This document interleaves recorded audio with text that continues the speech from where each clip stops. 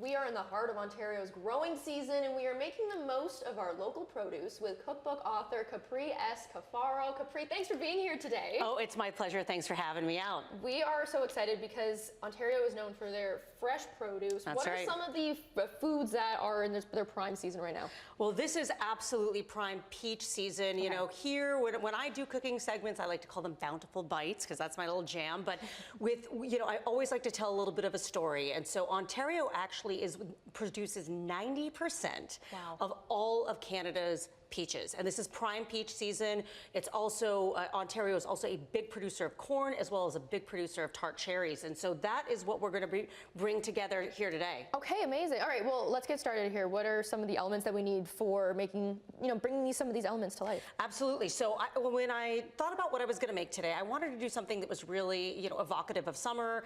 I thought a little bit about the Canada Strong Pass too, right? And how people could get outside and maybe they're camping with the Canada Strong Pass, or maybe you're just hanging out in your backyard and you're grilling, or maybe it's raining like it has been the last few days. You can do this inside too. So what do we have here? Okay. We have some Newfoundland Atlantic salmon. Oh, delicious. So I'm going to throw this on my little grill pan here. Oh, look at nice little sizzle.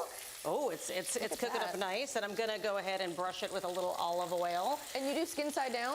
I do skin side down first. Okay. I do, because ultimately, once it'll crisp up a little bit, then it will make it easier to just kind of slide off. Okay, perfect. Now, we might not have enough time to cook it all the way through. As you can see, it's a bit of a thick fillet here. I'm also going to do these, I'm doing grilled peaches.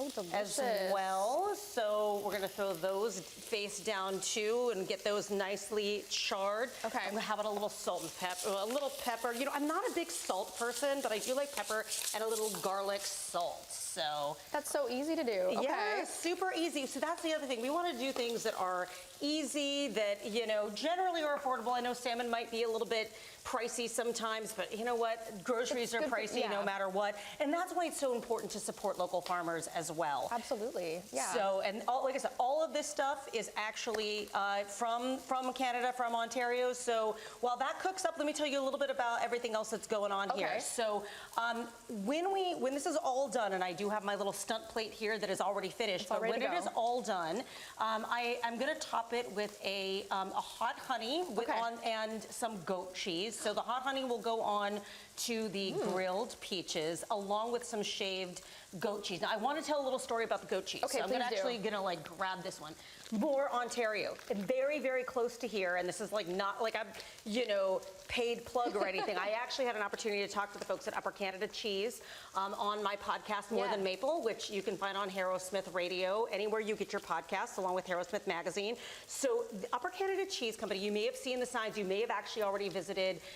Here in the Niagara region, they have award-winning cheeses, and this is one of their goat cheeses. And so it pairs really well with hot honey. I kind of like that, the way that the cheese. Yeah, it's kind of nutty. Yeah, nutty, and then kind of cuts with a little bit of that hotness. So it's a good thing. I'm gonna go ahead and try to flip this. In the meantime, let's talk about these cherries. Yes. So unfortunately, at least this is what I've heard in the research. I'm gonna turn this down a little bit. Yeah, it's really sizzling. It's really sizzling. It's looking good. So what I've heard about, unfortunately, the tart cherry season here in Ontario has not been great because of some of the weather, I believe, because of the colder frost that lasted a little bit longer than usual.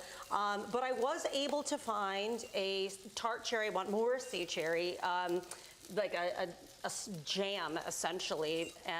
Actually, it has if you can see here, it's actually pretty full cherries. It's more than a jam or a jelly. You can see. And it comes in this store, so you can get it on the shelves. We only have about a minute left. Where can people go to kind of, embrace all of these incredible the foods and different festivals in our area?